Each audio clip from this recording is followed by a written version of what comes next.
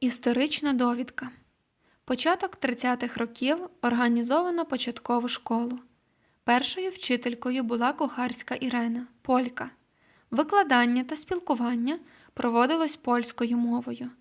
Лише 2 рази на тиждень, по вівторках і п'ятницях, вивчалась українська мова та закон Божий, яку проводив місцевий піп Москалевич Федір. Звертання до вчителя було «пан учитель». Діти навчались в сільській хаті. Я хочу сказати про батька мого діда, а батькового батька. Так. Удо Петро Васильович.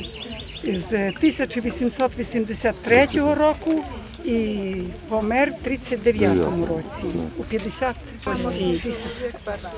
Грамотний перший чоловік на селі. Всі до нього приходили, кому розписатися, кому печатку поставити, бо тоді яка печатка, розпис якась була.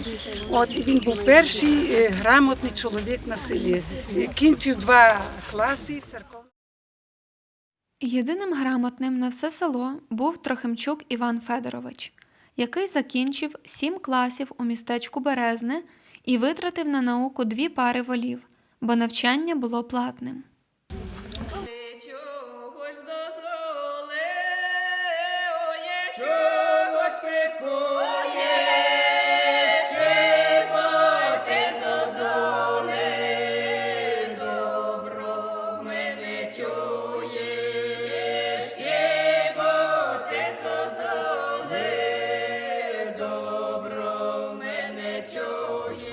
А де це?